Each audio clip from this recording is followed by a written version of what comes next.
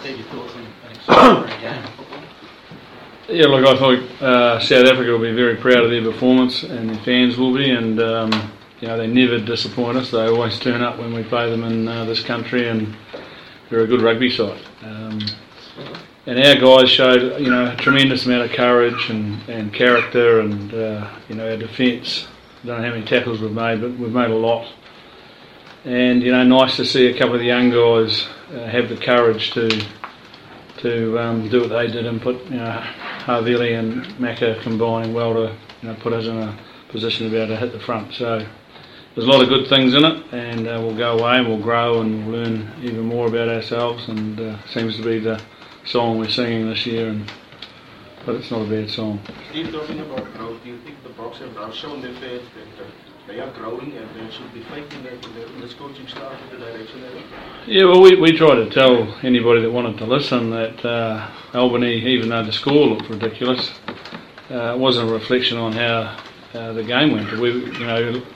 In that game we took every opportunity we took. Tonight we didn't early, and the Boks grew in self-belief, and they carried well off their set piece and put us under pressure there and got a roll on. So they're a good team.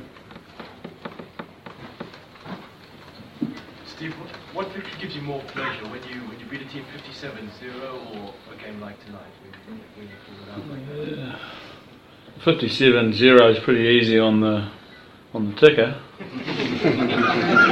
But look, I just get pleasure out of it any time we win. It doesn't matter how you do it, as long as you do it. But you get greater pleasure, I think, when you see people performing.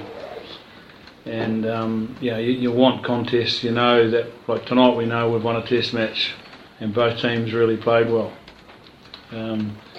Not saying that we couldn't play better, or not saying they couldn't, but both teams played well, and so it was a real contest. So when you win those types of games, there's probably a little bit more satisfaction there. How did that extra 10 minutes at the end of the first half affect how you wanted to use your subs in the second? Oh, well, completely changed the picture, didn't it? So, we started the second half at the 50-minute mark. So we weren't going to muck around. We were going to put the subs on reasonably quickly. So, and that's what we did. I'd say it affected the tackle count too, because we made a hell of a lot of them. So I'm not sure why we didn't kick it out, but we'll talk about that come another day. Kieran, what were you thinking? Because obviously you weren't going to get the hook. You were going to run all the way through. What were you thinking as that first half just kept going and going and going and going? I think the Boks showed their intent, and I think our egos maybe got in the way of what perhaps was a smart decision. So I think our guys wanted to give it back to them and hold on to the ball, and certainly it's test match footy, and it actually turned into a bit of a spectacle. As Steve said, I think we really made ourselves work a bit harder than we perhaps we should have, and certainly to probably not concede in that period, I think was maybe just kept us in that contest. Here, from a player's perspective, the difference in intensity on this South African team from Albany to today? The difference for them, I think, was they came forward, they got over the gain line and really just put us under pressure with their big bodies. In Albany, Steve mentioned that they tried to do the same, and they were there for maybe 20 or 40 minutes, but they kept coming tonight. So, the quality side, when they get that roll on and get momentum, and probably hard for us to really stem that. So we'll look at how we can do that probably later on.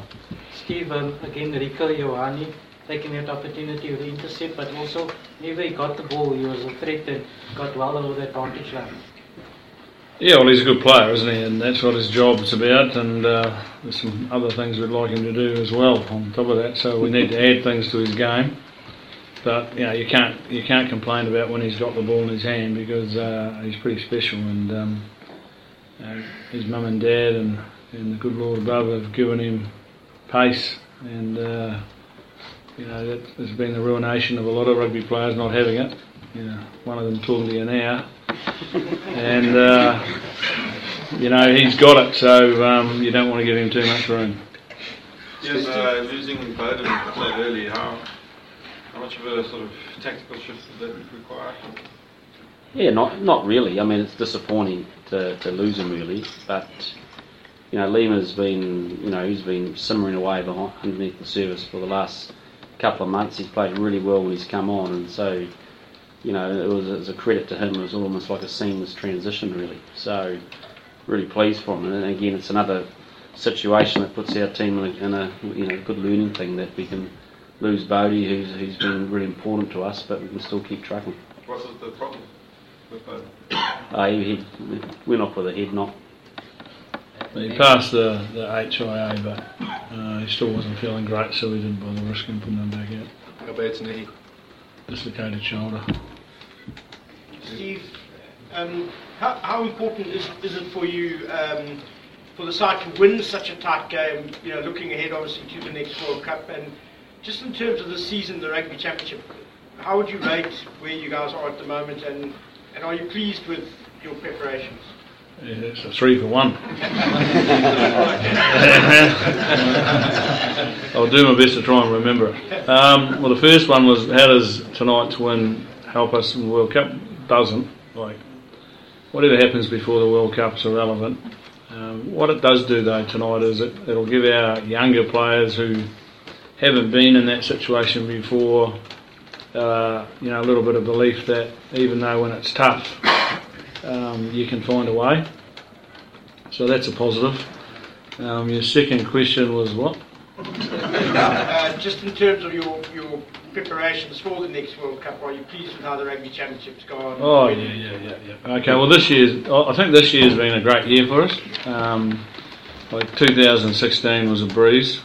The young fellas all came in and we played extraordinary rugby, and it was a breeze. What I mean by that is mentally for them, because they were all coming in trying to establish themselves and say, hey, listen, we don't need McCaw, Smith and all these guys, we can still do this. And it became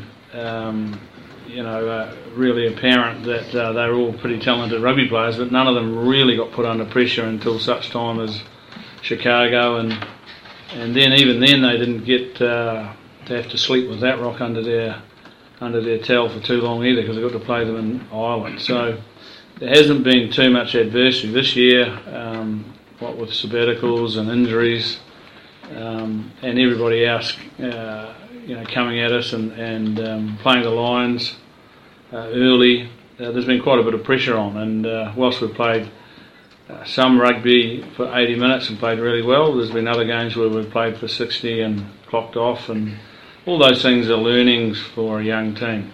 And I think we had 5 guys today over 50 test matches, which is unusual for us.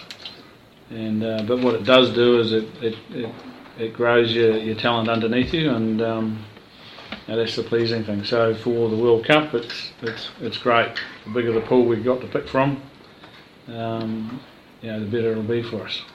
Steve, how important is it to have a game breaker like Damien McKenzie, a small guy, in a team that can change the game? Yeah, well, Rico Iwani is a big guy and he's a game breaker too. I think it's important to have them regardless of what size they are. You need people that can bust open a game, and he's a little bit like a fly in a bottle, old Damien. He's all over the place, and sometimes it comes off, and other times he's hitting the side of the bottle. So he's getting better and better at it though, as he understands what Test rugby is about, which is really pleasing. And I thought he was pretty good tonight. He was really assured in most of the things he was doing, and there's been times when I don't think he's known what he's going to do. He just did it. But tonight I think he was really calculated in most of the things he did. So he's growing all the time, and I'm on record as saying he's probably going to be a better 10 than a 15, but he's starting to tell me that might not be right, but we'll wait and see. Steve or Kieran, just the travel factor, did that have an effect today?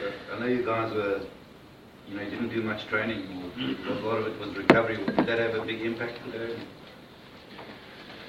Look, not really. I think what the travel affects is your preparation. So you can't physically prepare as you would for a normal test match. But no, I think we just lacked a little bit of intensity when we came out, and I think the box showed plenty of that. It took us a while just to kind of match that, and that was probably the difference. I think it's the hardest trip for us is this game, coming off the 2 big flights. So look, we've just got to keep learning from that, and we get back and we're straight into it again. So no, it was, as Steve said, I think the important thing was a few guys hadn't been through that before, so we've learnt how to adapt to the travel and be able to turn up for a test match as well.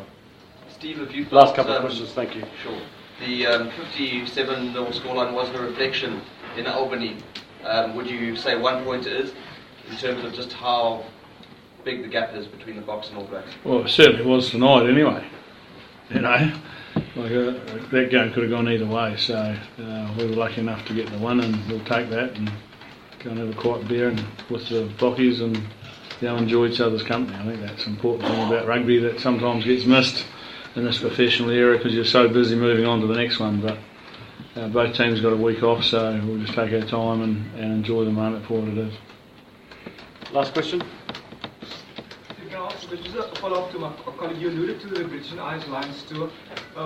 You guys still set the tone when it comes to World Rugby though. How far off are the other nations, South Africa included, with regards to you guys there? Well, South Africa at 1 point tonight. A lot of my colleagues are going to read a lot into that 1 point though. Can we really read a lot into that 1 point tonight, going forward? Look, I think they'll take a lot of confidence. So they're a young team too, and they're learning about themselves, and look, belief's such a big thing in sport. If you can believe in yourselves, then you'll grow in confidence, and confidence gives you another probably 10%. So I think what we saw tonight was if everybody is in the right mindset, the Boks are a very, very good team, and what it's showing us is that we've got to be in the right mindset when we play them, otherwise we're vulnerable. So, and I think that's the same with any team.